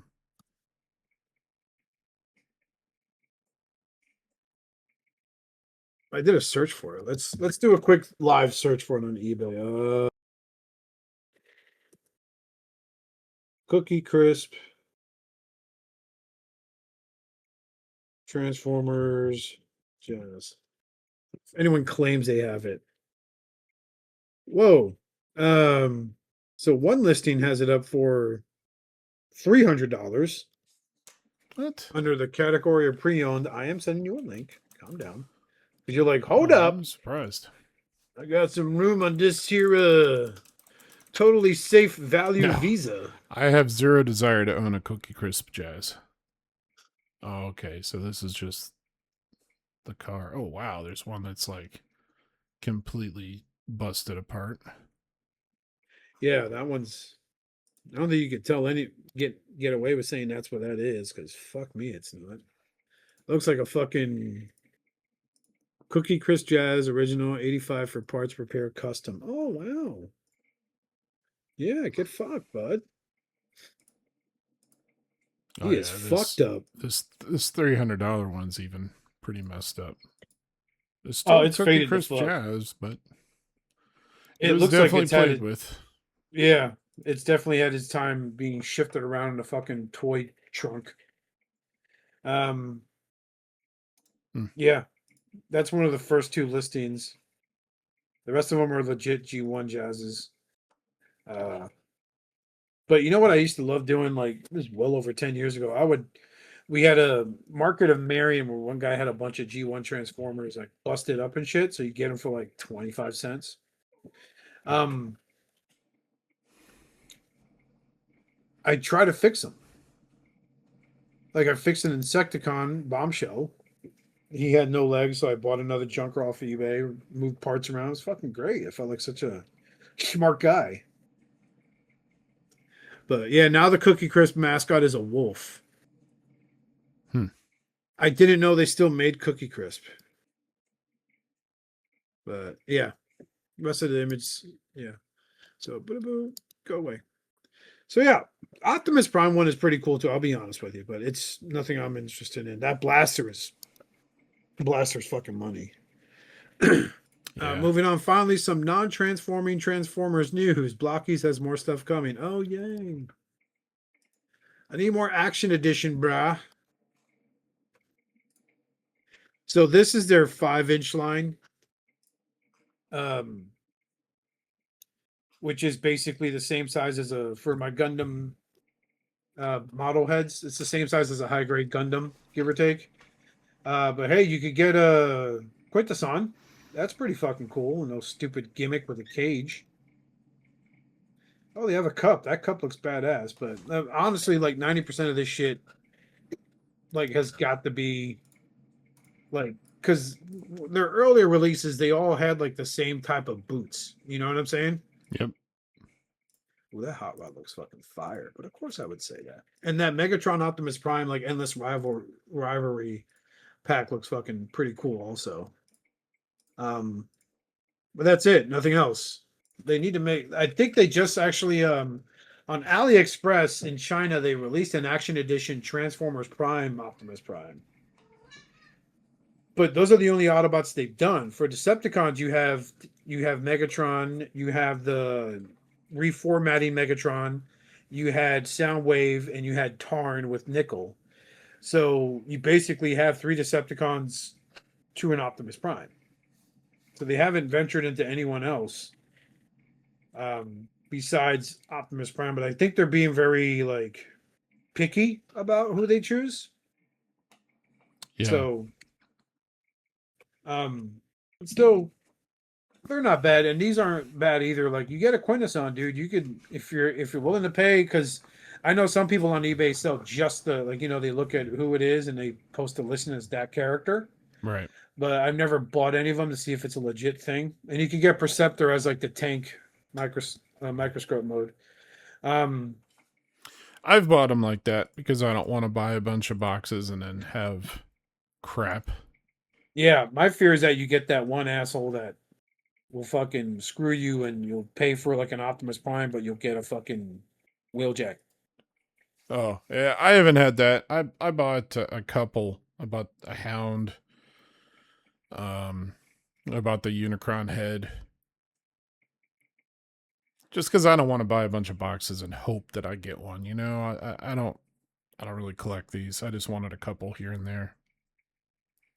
So I might be down for a Quintesson just because it looks kind of cool. Me too.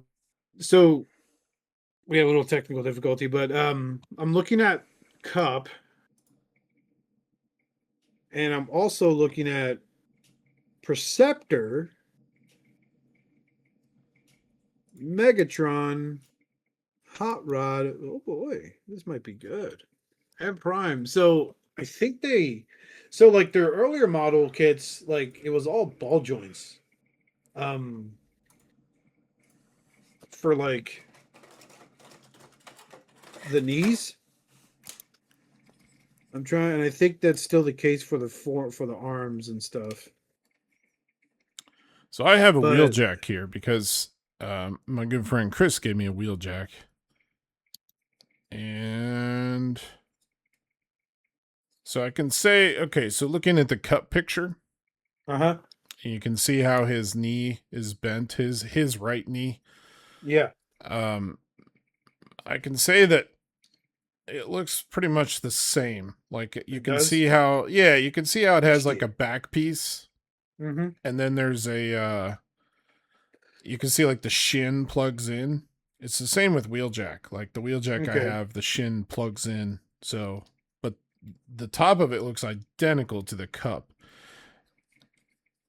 So it's probably the same shit then. Okay. It's probably. I got my hopes up thinking they'd change that. Now I'll say the top of Cup's knee, where it plugs into his thigh, looks different. Like that looks like almost a double joint, whereas wheeljack only has one joint. He has a swivel at the top of the knee where it plugs into the thigh, but he does not have another joint. It looks like Cup has a double joint there. I think I have a wheeljack here I haven't assembled yet because I grabbed the blind box hoping I get like a Seeker, but I got wheeljack. And I like wheeljack, but I kind of really wanted the Dirge in the set because he looked really cool and he would make for great reference. I never thought about that because I got like 30 Starscreams in trying to get a fucking Thundercracker. It's fucking stupid. I'm not buying a case of those motherfuckers either. Fuck that. Yeah. Yeah, these are cool enough, They are. They're very cool. Their engineering has been fun. Like I said, I'm building the Action edition Optimus Prime, which is fucking dope. So, I mean, instructions are easy to follow. If you want to venture into model building, this is a good because they're reasonably priced too. Like this thing ran me like $35. That's like maybe $10 more than a high grade Gundam high grade. And that's like very basic mainline Gundam high grade, not an entry grade. Nice. And it's a big boy too. They're about Voyager, old school Voyager class size. So, but yeah. Yeah, I have the Action Edition Soundwave. It was a gift from my friend Damon. I bought one of them for my buddy Ryan because he really likes Soundwave, and they told him it comes with a Ravage, a Rumble, a Laserbeak. Because yo, if you see another one, I bought mine off Amazon, dude. Now I see them in the wild. My comic shop has them for sale. Nice. But yeah, the they're a vintage toy little pricey. stores here, they stock up on the Blokees and they sell them like hotcakes, man. Oh, dude, not just the Transformers either. The other stuff Blokees does. They we have Evangelion, Neo Genesis Evangelion, whatever. Yeah. There's a Naruto kit out, which I'm told is really good because the Big Fox is part of it along with Naruto. And I think they've been doing some Marvel shit, and my nephew got Spider-Man from Marvel Rivals. That's a really good fucking figure, man. Really good model kit. A lot of posability. Like you could do Spider-Man poses with it. Nice. Like you're not going to be able to emulate anything Todd McFarlane fucking drew, but which, by the way, fuck Todd McFarlane. That's gonna do it for today's show. Real quick before we jump off of this, look at the last picture of the Blokees. It looks like Hot Rod comes with his fishing pole. It's on the ground in front of him. Well, look at that from the movie. Look at that. Nice. That's nice. That's a cool little touch. He's got the visor. Yeah, so this is like that whole scene where he's fishing and then, where he takes a miner to Lookout Mountain. Nice try, Hot Rod. You're not allowed any Chuck E. Cheese. That used to be the running joke back in the day when I'd show my friends, like, yeah, I like watching the movie. And they'd seen, you'll find out. Let's go to Lookout Mountain. Oh, wait. Guess what that means, Richard? Oh, yeah. Another movie quote. And they're like, why is that old ass robot taking that young man up to Lookout Mountain? I'm like, dude, it's just a cartoon. They don't imply that shit. And he's like, they do in Japan, but this ain't Japan, bro. Stop making my shit feel weird. Stop trying to make Kiss players a thing. Yeah, the fuck's a Kiss player? Man, this is some good artwork. No, it ain't. She's like 9. Yeah, Kiss players was a weird thing, and there was a radio show for it too. I saw. So I didn't weird. know. I owned, out of all those things, that was because they borrowed some characters from the Alternity line, right? Oh, the Vinyl Tech line.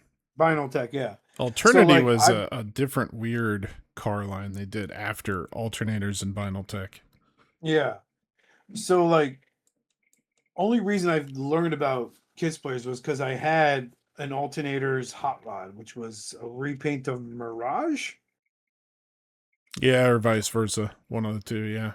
Yeah. So, and I remember the went Ford to GT mold. Yeah.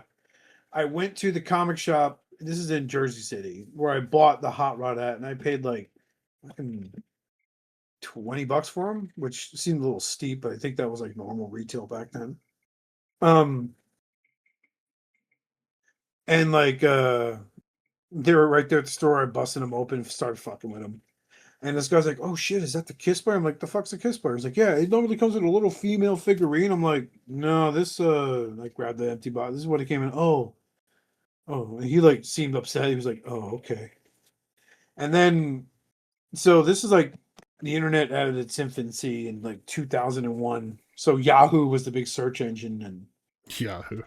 I remember driving back in my awesome '87 Chevy Blazer S10 and parking the car, going upstairs with my little Hot Rod and thinking, "Oh, I got a really cool version of them." And so I decided to look up Kiss players, and there I saw some people talking about it. I don't think it was in the TFW boards, but like it had come up and there were like some screen grabs they uploaded there, but they were very small. Again, this is like 2000, 2001.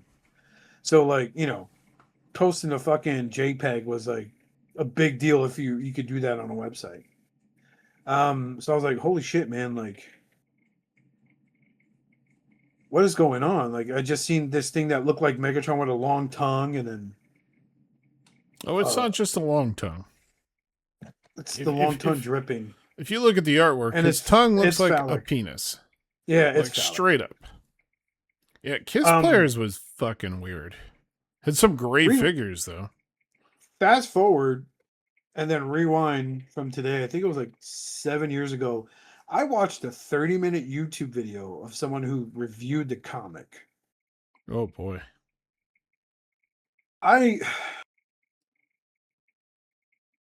It's hard to make me feel uncomfortable. Yeah. It's real weird. That fucking comic did it. And for those who, my fellow comic book heads, I read every entry of the series called Crossed, which is as fucked up as it gets. I don't know that one at all. Don't. You know what? Go for it. No. Just go for it. Just that alone tells me no. It's I saw this and these robots and their behavior, and then like I know, like, you know, these girls are like 13, 14 years old. I'm like, oh my god, what the fuck? And I'm like, well, and it's like I forgot what it was. They tried to make it sound like it took place in a continuity after Headmasters. Really? I think so. Like, Wow. It's been a while since I've seen that video. I'd have to dig it up to give you an appropriate like cover on it. And shit, I'd probably send you a link. It's fucking like it's disturbing. Yeah, they did like a radio dramatization too. We're in Japan. Yeah, and I think one of the releases came with a CD that has some of it on it. It was really weird. Yeah, it was. I'm trying to think of like because I tried learning Japanese. I was failing, but it was just like looking at that and just hearing Yamero, which means stop it, and or hearing like a robot go Yamero, it's just son, and it's like Japan's weird sometimes. But yeah, so let's talk about Todd McFarlane real quick. Anyone listening, if you are an artist and you draw, and you know how much you're probably you're one of three people completely for the use of AI in artwork and saying and how validating that it's art, or you're one of other people who sit there and say AI is not artwork in any way, shape, or form. And by that I mean generative AI, because AI can't do art. Or you're that person that might use it for reference, maybe help you make a logo for your book, whatever. You could thank Todd McFarlane, who basically threw himself under the bus and is not understanding everyone's negative reaction as he sat there and said, AI is the future of comic books. Let that sink in. A guy who decided to spend almost, what is it like? What's the folklore go? Like $2 million on a fucking baseball or some shit like that. Wow.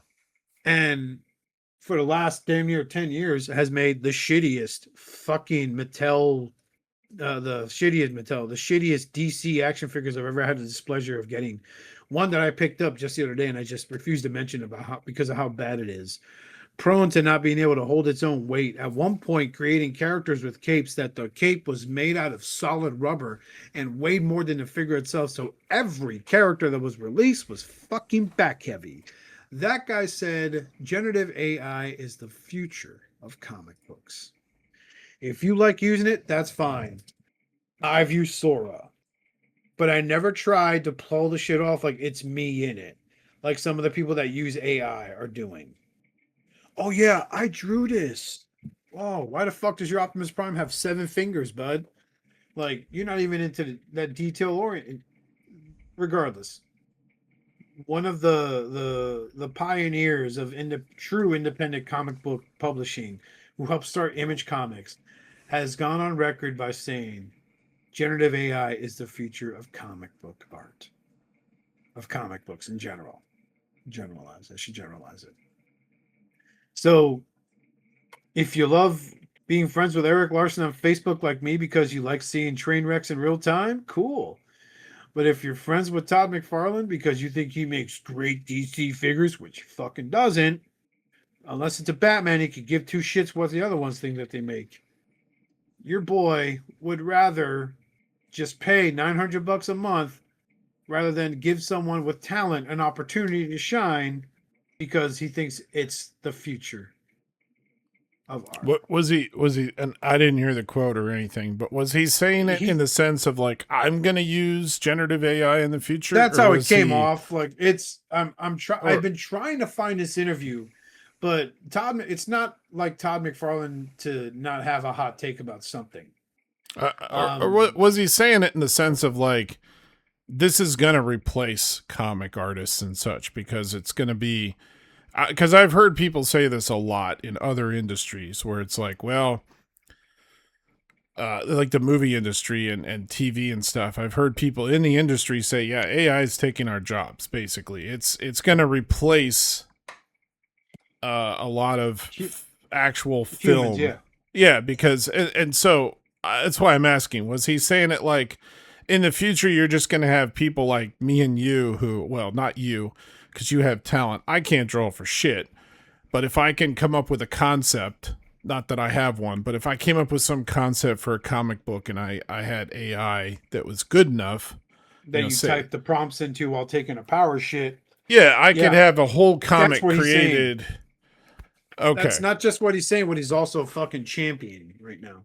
So, well, that's two different things. Yeah. So that's why I was asking, what did he actually say? If he said, I'm going to use it, and I'm firing everybody and just going to, you know, that's one thing. But if it's the way I'm putting it right now is like, I forgot his name. He was on my threads where his main post was not okay, especially for a first time meeting me, where some kid took his cover work for the Skybound Transformers and used AI to merge all the covers together to make sure they were coherent. So basically, generative AI took the art style that he did and used it to create that elongated like cover collection.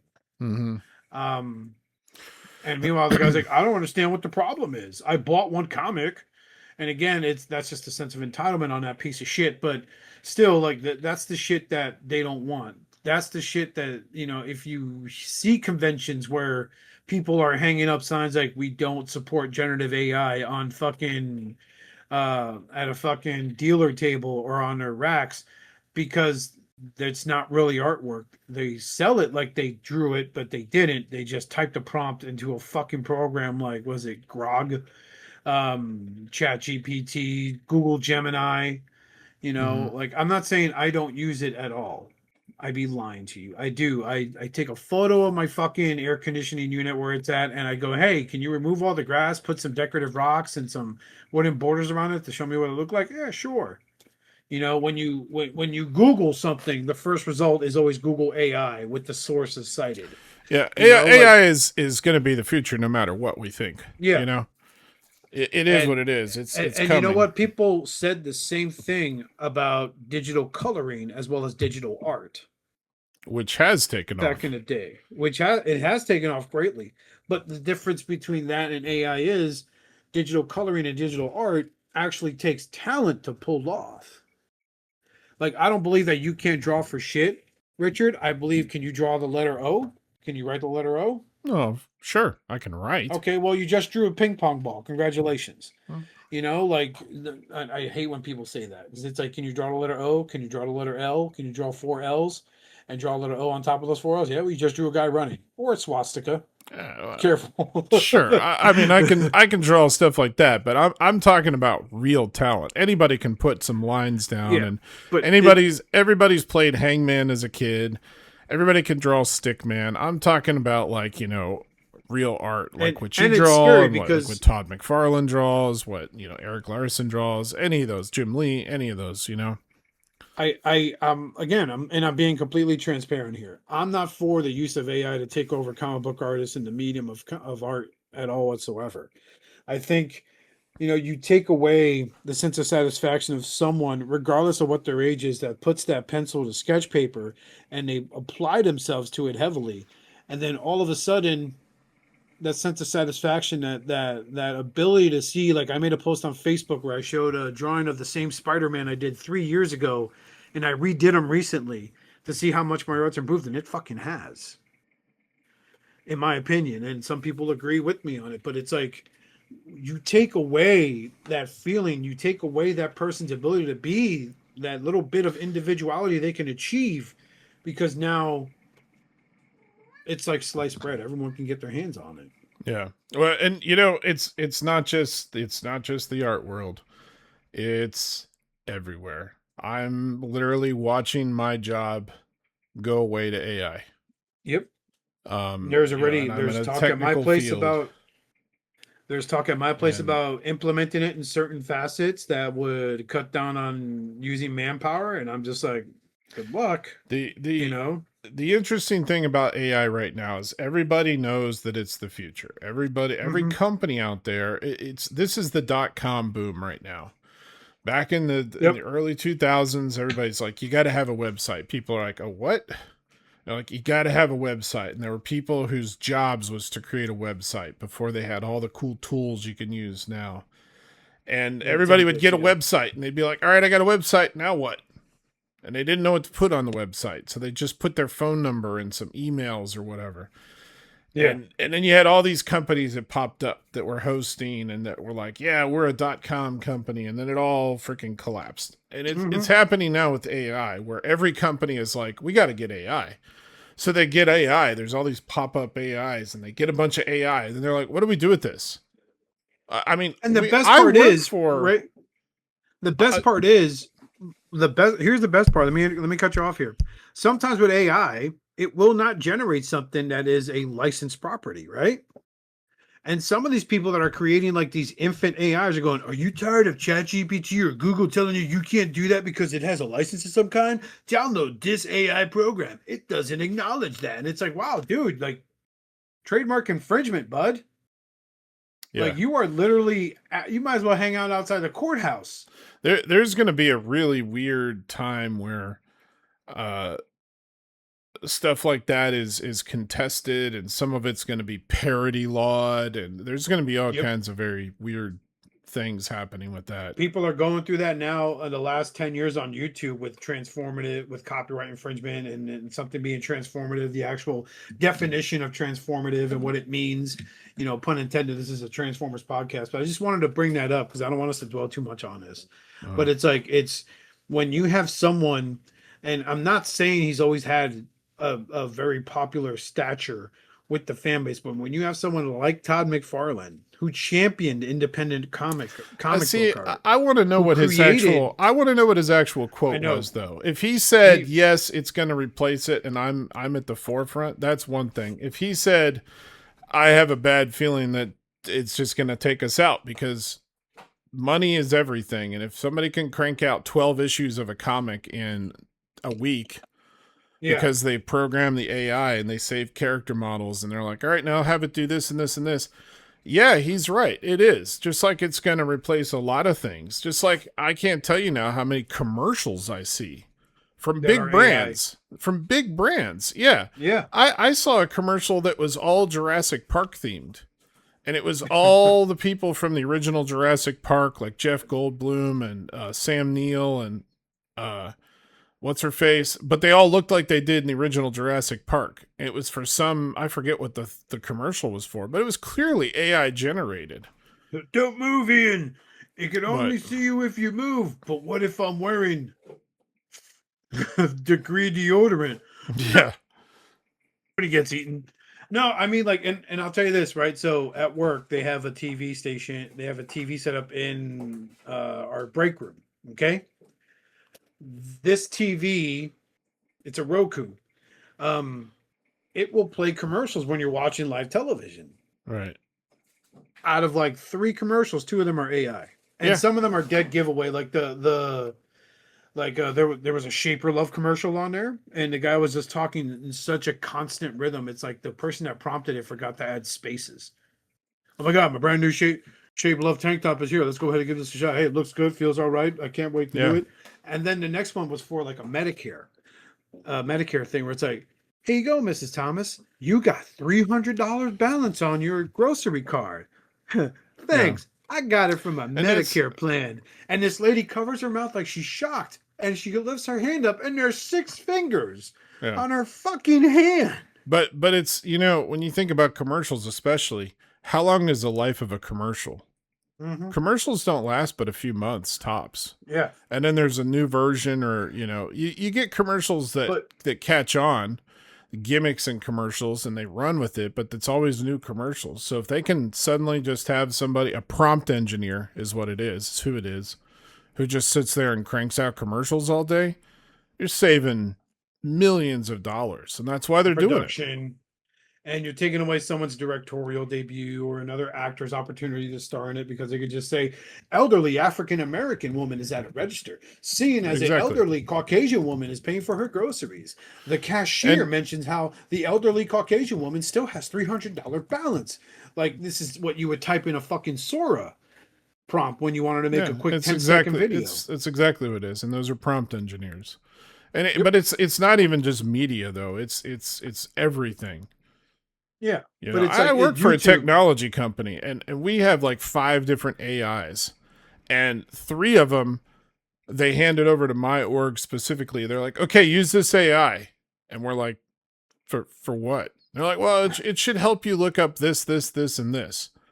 And so I tried it a couple times. I'm like, yeah, it doesn't really work. They're like, well, you just got to keep using it to teach it. I'm like, it's taking me longer to actually try to teach it than it is to do my job. But of course they want you to teach it because in another year they can get rid of people like me, you know, because now it can do it. And that's exactly what's happening. Like, we are being replaced, the people that I work with. And again, it's a very technical position. It's a support position for very specific software. But they're hiring, they'll get, like when one of us retires or leaves or whatever, changes orgs within the company, they'll hire like 2 people who are just prompt engineers for, you know, 30 cents on the dollar to what I make, because they don't have to have any skill, any experience. And they just sit there and they just type stuff in and they let the AI answer it. And it's like, well, it's only right 70% of the time right now. Well, that's 70% of the workforce that you don't need. Yep. And the other people can clean up the mess. But next year it's going to be 80%. And then it's going to be an 85 or 90. And then it's going to be 95, you know? Yeah. Well, this conversation's going dark. We don't need to end this on a bad note. Fuck Todd McFarlane regardless. He's always been a prick. And he doesn't listen to the fans, so he's full of shit when he says he does. But yeah. At the end of the day, you know, fuck. I mean, Spawn's cool. It's Batman Spider-Man hybrid. Come on. So I'd rather stare at like 3 hours worth of TikToks where the person's crossing their eyes doing Ewu faces all the fucking time.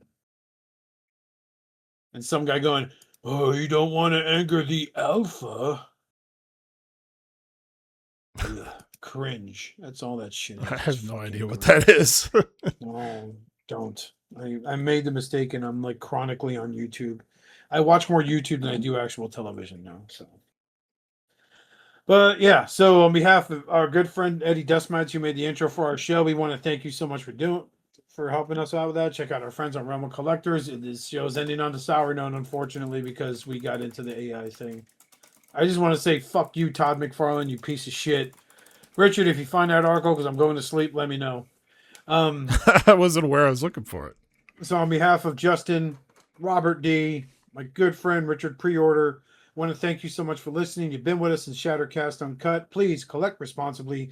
Don't think with your feeling of nostalgia. Think with your wallet. Have a nice day somewhere else. Good night.